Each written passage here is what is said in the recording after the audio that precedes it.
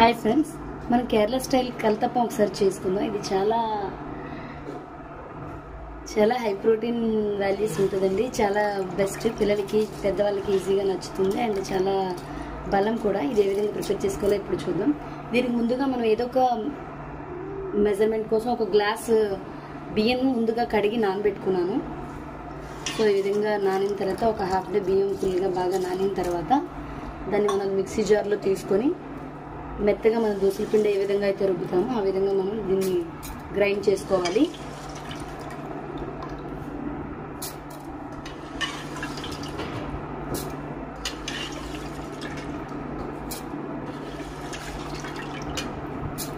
So ఈ విధంగా మిక్సీలో మొత్తం తీసుకున్న తర్వాత దోసల పిండి ఏ విధంగా మనం గ్రైండ్ చేస్తామో మెత్తగా ఇది గ్రైండ్ పేస్ట్లా చేసుకోవాలి.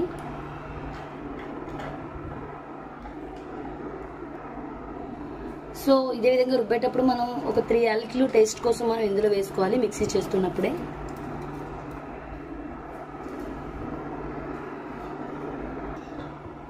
సో ఈ కలతప్పం ప్రిపేర్ చేయడానికి మనం ఏ కప్తో అయితే రైస్ తీసుకుంటామో అదే క్వాంటిటీలో 2 అంటే ఒక కప్ మీరు రైస్ తీసుకుంటే 2 కప్ బెల్లం తీసుకోండి, అది కలతప్పం యూజ్ చేయడానికి.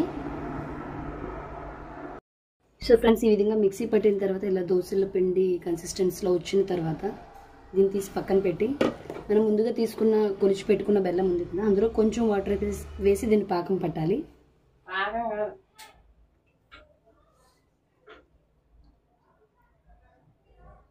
చూడండి ఫ్రెండ్స్, ఈ బెల్లాన్ని పొయ్యి పెట్టుకొని మనం ఉండలు లేకుండా జస్ట్ ఇది మొత్తం కరిగిపోవాలి. బెల్లం మొత్తం అసలు లంచమ్స్ ఏం లేకుండా మొత్తం అంతా కరిగిపోయి వాటర్లో అవ్వాలి. సో అప్పుడు మనం ముందుగా మనం పెట్టుకున్న ఆ బియ్యం కన్సిస్టెన్సీని దీన్ని కలిపి మనం ప్రిపేర్ చేస్తాం కలతప్పాన్ని. ఇది మొత్తం ఉండలు లేకుండా నెమ్మదిగా కరిగేలాగా అడుగు పట్టకుండా మనం కలుపుతూ ఉండాలి. చూడండి ఫ్రెండ్స్, ఆ ఉండలు మొత్తం కరిగిపోయి ఇలా వాటర్లో రావాలి. మరీ పాకం పట్టనివ్వద్దు ఫ్రెండ్స్. సో పాకం పడితే అది మనం ఏదైతే బియ్యం కన్సిస్టెన్సీ ఉందో దాంట్లో అది కలదు. సో ఇలా జస్ట్ వాటర్లో అయితే సరిపోతుంది. జస్ట్ ఉండలు మొత్తం కరిగి ఇలా వాటర్లో అయిపోతే సరిపోతుంది ఫ్రెండ్స్. ఇందులో మనం నెయ్యిలో వేయించుకున్న కోకోనట్స్ కూడా చిన్న చిన్న పీసెస్లా ముందు కట్ చేసుకొని పెట్టుకోవాలి ఆ కన్సిస్టెన్సీలో యాడ్ చేయడానికి. అందుకని ముందు పెనం పెట్టుకొని 1 స్పూన్ నెయ్యి యాడ్ చేస్తాం. 1 to 2 స్పూన్స్ నెయ్యి వేసిన తర్వాత మనం ముందుగా కోసి పెట్టుకున్న ఈ కోకోనట్ ముక్కలు కూడా ఒకసారి నెయ్యిలో ఫుల్గా మనం వేయించాలి.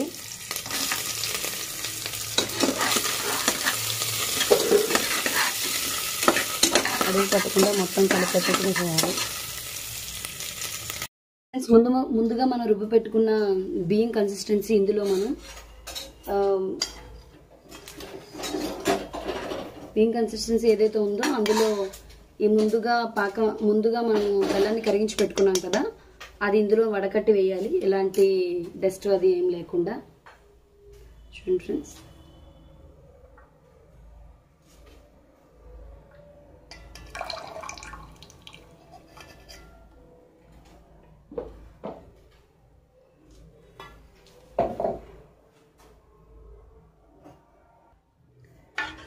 ఇది మొత్తం మిక్స్ అయ్యేలా ఫుల్గా ఉండలేం లేకుండా మొత్తం కలుపుకోవాలి.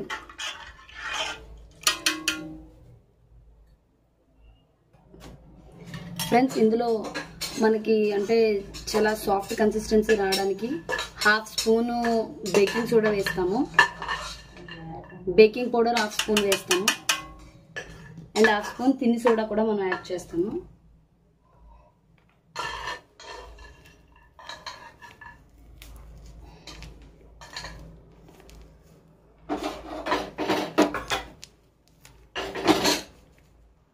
చూడండి, 1/2 స్పూన్ తిని సోడా కూడా యాడ్ చేస్తాను.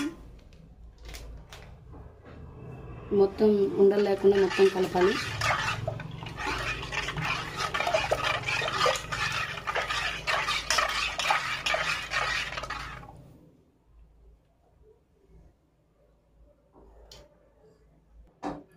చిటికెడు ఉప్పు కూడా వేయాలి ఫ్రెండ్స్, జస్ట్ టేస్ట్ కోసం. ఇప్పుడు వేసిన తిని soda 1/2 spoon, baking powder 1/2 spoon and చిటికెడు ఉప్పు మొత్తం కలిపి మొత్తం ఇందులో మిక్స్ అయ్యేలా బాగా మిక్స్ చేసి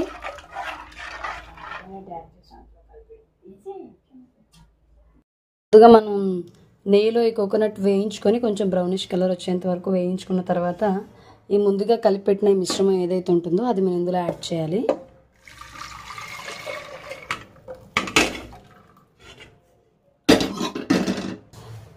ఆ విధంగా మిక్సరం యాడ్ చేసిన తర్వాత ఫ్రెండ్స్ మనం కుక్కర్ మూత విజిల్ పెట్టుకొని 5 మినిట్స్ హై ఫ్లేమ్లోను 5 మినిట్స్ లో ఫ్లేమ్లోను ఉంచి 1 or 2 విజిల్ వచ్చిన తర్వాత మనం అది తీసేయడమే.